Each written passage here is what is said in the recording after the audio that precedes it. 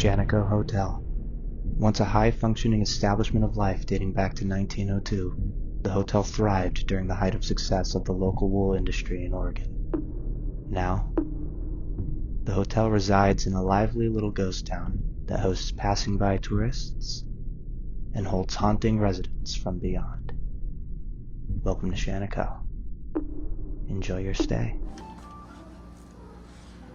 I drove out to Shaniko, Oregon to work press and media for the Shaniko Day's 50th anniversary event. My job was to celebrate the town and record anything and everything I could. I'm honored that one of the things they allowed me to record and explore was the historic Shaniko Hotel. The ghost town and the hotel is rich with charm and history, so it's no wonder it serves as a home to numerous haunting spirits of the past. You can't help but feel the history of the hotel watching you, a history that likes to make itself known. There's Nettie, Amelia, and many other characters of this little ghost town that found the light by lurking in these halls. When you think of hauntings, you think of something scary, like Stephen King's The Shining. But many of these ghosts aren't here to scare you away. The ghosts in this hotel are much more welcoming. I've learned some of these spirits are nurturing, playful, and curious little ghosts, making the best of their forever home. Not all ghosts are lost. If I was a ghost, I wouldn't mind getting goosebumps in a place like this. And trust me, they gave me many goosebumps. Do you think the hotel is haunted? I know it is. There's no doubt. Yeah, there's no doubt. When I first came through Shaniko, when I was, like 17, 18 years old, when I started, I got stuck in a snowstorm here. I had a Lincoln Mark 8, you know what that is. It was this high off the ground. They don't do good in snow. They do great on the freeway in the summer, and you can do 105, but they don't like snow. So I got here, and I was the only one in the hotel. I had to go to the owner's house, knock on his door, and he had to come up and open the door. And I get a room, which is now room 7 upstairs. And yeah, they made themselves very well known very quickly. So I get upstairs, and so I heard a toilet flush. And it's when the 2 toilets are clear in the other end of the hall. And I distinctly know that little chain toilet sound. Okay, why did the toilet just flush? So I go down the hallway, and I started to go down towards the main stairs, and I can hear people talking. Lots of people talking. Could not make out what they were saying. It was kind of a whisper. You could hear the tones of the voices. And then I ran around the corner, silent.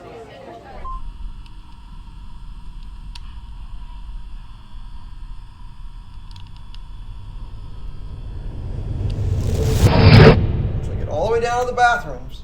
Sure enough, it's just finished filling up. And I turn around and I can hear the voices down below my room. So this went on for a little bit, just chasing these noises. And then they would laugh. You'd literally hear them laughing. And I'm like, great. This is great. So, and I started to head back to the room, the toilet flushed again. And then the other one flushed. So I turned around and went back down there. Someone's got to be in this building. All the doors were locked. I get downstairs, and you can hear people going up and down the stairs. You can hear them walking across the floor because they didn't have the carpets then. And I went, okay, I'm just going to go sit in my room. I go sit in my room and just sat in the room and knock on the door. A hard knock on my door. I get up. Okay, now I know somebody's in the building. Open the door. Nobody. Have you been upstairs?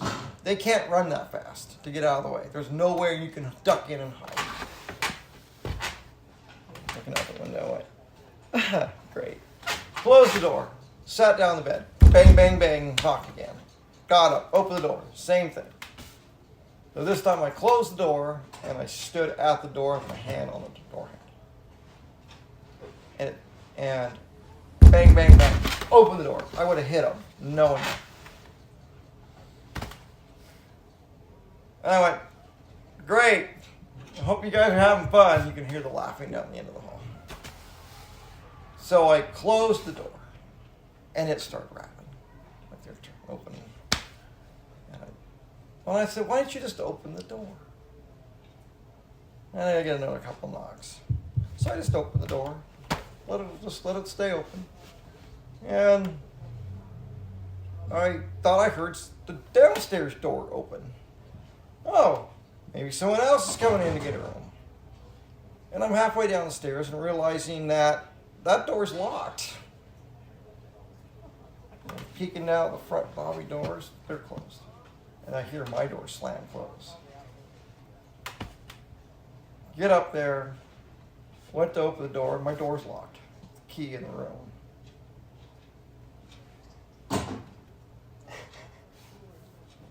Okay. Now this is getting to be about 1 o'clock in the morning already, 1:30. So, well, guess I'll go downstairs and use the hotel phone and call the guy to come up and get a spare key. And I started to walk down the hall, and you hear my door open. So I walked back down there, went in my room, I said, you know, it's almost 2 in the morning, would you leave me alone? I don't know who you are, I don't know what to kid you, just leave me alone. They were just laughing. You just heard laughter. Downstairs, upstairs, silent. Just when everything went silent. That was the first time I was in the building. And you stayed. And I stayed. So the morning came, and I'm like, yep, there's still snow. I'm going to be here for a little bit. And by like 11 o'clock, there's no snow. This is gone. You know, it does that here. And the owner came back, well, how was the night? I said, oh, a little disturbing. He goes, oh, yeah, I know what you're saying. And that was all he would say about it. I'll ask you similar questions I asked David. They agree. You're next. Your interview's next. So, Are you scared of any of the ghosts in the hotel? Never. Or are you kind of comforted by it? Absolutely. They are different than any ghosts I've ever encountered. They will leave you alone if they know you're afraid of them. They just mind their own business, but it's also their home. And so understanding that, not disrespecting their home with like Ouija boards, and because we've had people bring in things that have brought in other things that were not fun to deal with, but they do a really good job of protecting their home. And us, like they're really cool. You can play blackjack with Nettie if you have some kind of way to communicate with her, like a flashlight or a candle, or she'll play cards with you. I mean, they're really harmless. What makes the hotel so haunted? Like, what's your experiences with the hotel? It's I think the environment and the people, both living and dead. So, or past. There's a couple ghosts in there that I personally have talked to or communicated with, and that would be Nettie. Room 14 had a spirit in there who was really, really sorrowful. Just you'd feel the heaviness when you'd walk in the room, and just sadness, and sometimes you'd smell perfume. And the presence when she's around is very like motherly, caring, but also like, you know, stay in line. So we tried to figure out who this was, and we finally, someone said it was Natilda or Annette or something, and then someone else said no, it's Annette, and then it came out to be Nettie, and that was the primary name. It was Nettie, but we never got a last name. We never got anything more than that, or why she was so sad. And then somebody else came by and said, well, she lost her baby.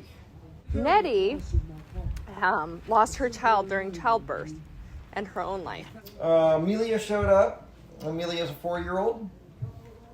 She showed up maybe 8 months ago, 6 to 8 months ago.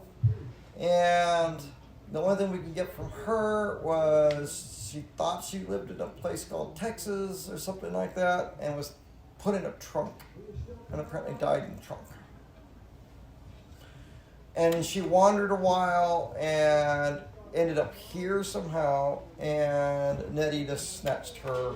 And she has kind of taken in Amelia, which has been really cool to see, because you can feel that little girl presence and then this motherly presence of like, okay, it's 9 o'clock at night, stop rolling your ball down the hallway or down the stairs, you know, and there's nobody else in the hotel that could yeet the ball down the stairs. So So once in a while, her ball that she likes to throw around the hall and throw it down the stairs, if she does that too much, Nettie hides the ball for punishment. If you can't play nice, you're not going to play with your ball. this blue ball, who knows where it came from. And I thought it was my kids running up and down the hallways. And I'm like, guys, you can't be doing this. And then I find them unconscious, sleeping in their beds, snoring. And there's this ball rolling up and down the hallway and a little girl laughing. And I'm like, okay, that is totally kind of creepy. And then there's Dorothy, which I haven't seen much of her. She stands at the end of the hallway where room 20 is, in that window. She really likes that, and the balcony. And if you go on the balcony, you can see there really isn't a place for a person to stand. And then Sheriff. Sheriff is totally room 6. So, and he is mischievous, especially with our feminine guests. Sheriff's naughty. Yes, naughty sheriff. The mayor can get a little, you know, he pushes the limits. He has gotten violent once. That was witnessed. Actually, he did it more than once. It was only that I personally witnessed, and had to deal with him in a way that he didn't like.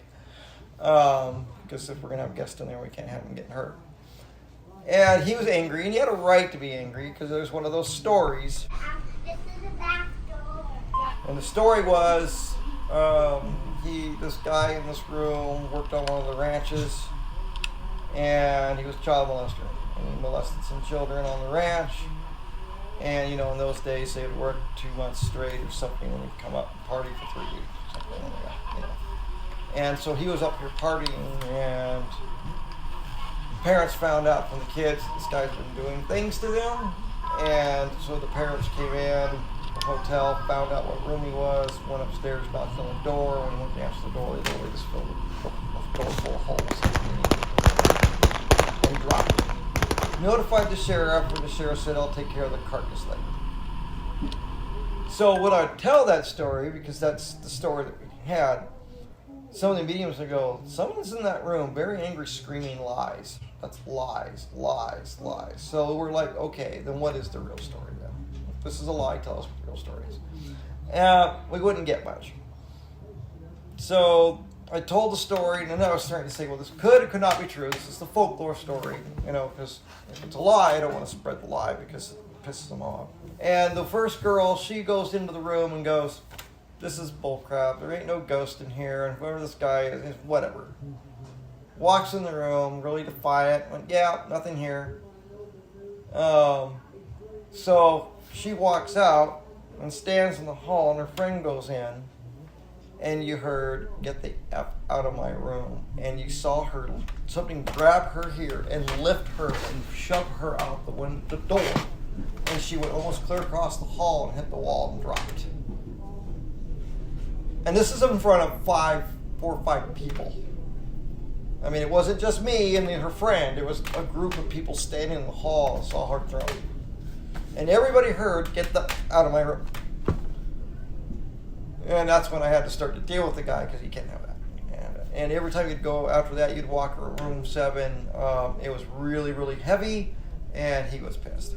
Turned out to be that was the mayor fouling. A few months later, some other ghost hunters came in, and they were actually talking to him, and he was all pissed off. We found out the true story about how he got shot, and so he wanted his picture put in room 6, so his picture's now in room 6. And he's calmed down quite a bit, but he's kind of arrogant. You know, he was an arrogant guy. But he was the mayor of the town. He did get murdered. So we try to make sure his true story is told to, make sure that, we're not causing problems. Your kid, you said your mom. How many kids do you have? I have 2 of my own, and I'm raising my niece. Are they a fan of the ghosts, or are they Yes. on the scared side of ghosts? They're a fan of them until they are doing ghost things. So my son, right before we opened the hotel, I had went down into the cafe, and he had ran upstairs, and I kept, I'm like, he knows I'm in here cleaning this. Like, well, why is he up there? And I hear him, and I hear this loud screech, and he comes down, white as a ghost, tears coming down his face. He goes, "That's not funny. I don't like that magic trick. That is so mean. Why did you do that?" And I was like, whoa, whoa, whoa. And he goes, "How were you upstairs and then you're just show up in the fridge?" And I'm like, I was not up. I get goosebumps thinking about it. I'm like, I wasn't upstairs.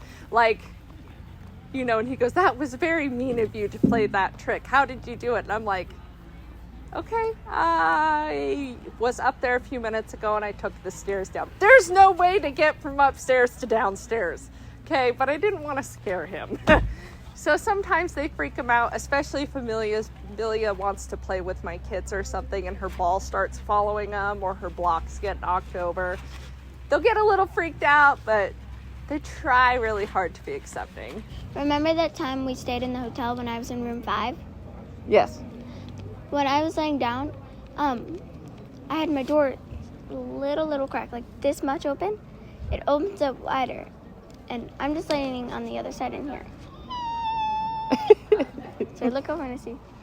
I didn't remember how wide it was, and then a few minutes later, well, as I'm trying to lay down, because at like 3 in the morning, because I don't go to bed until late, and then all I feel is, oh yeah, getting tucked in, and I'm like, I guess I'm getting tucked in. And she had to call me. She couldn't get up. She was too scared. On the cleaning cart, we have a toilet bowl cleaner, right? Nothing special. Why would I put room 14's key in the bottom of it and put the toilet cleaner on top of it? Like, does that make any sense? I know I didn't put it there. And then I'll find it and you'll hear, "Ee," and I'm like, aren't you funny? And then a whole bunch of other ones we don't know. We see shadow figures, things get moved. Besides Nettie playing jokes, she likes to take my tools, set a screwdriver down, and go, "Oh, I'm out of screws." Go down the hall to grab the box, come back, and the screwdriver's gone, and the drill's gone. And I gotta wander around the hotel for 2 hours trying to find it, and I go right back and it's sitting right there. And I was told it was Nettie, and she's just, likes to play with me. There's estimated almost 1,000 spirits in there from multiple eras, but most of them they don't interact. It's only maybe a dozen so that interact. Would you recommend folks stay at the hotel? Oh, of course. Oh, yeah. I mean, a lot of people come for the ghost. Some people just come for the history. We've had people leave in the middle of the night.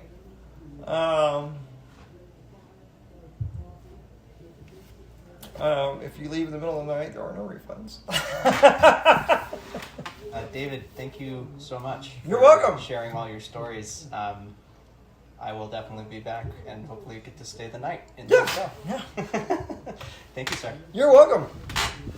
Ghosts might be the cause of most of the goosebumps in this little ghost town.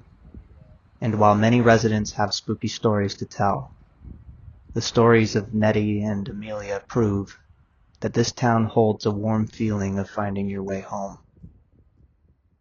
Tragic of Nettie to lose her child. Scary for Amelia to become lost in the other side. But for some reason, their stories somehow becoming one makes the Shaniko Hotel a hauntingly beautiful place to stay. So come through. Find yourself a room. Stay a while if you can. And make your experience a ghost story worth telling. Welcome to Shaniko, where not all ghosts are lost. Enjoy your stay. I'm stuck. In the unknown, wandering alone with no sight of home. What luck, floating right here with nobody near, just me, myself, and I and my fear. To be a lonely ghost, a faded story that no one knows. Nowhere's the only place to go.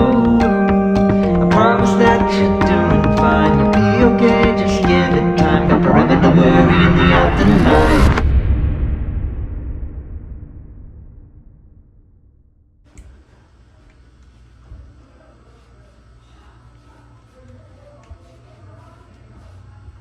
Can you rise up slowly?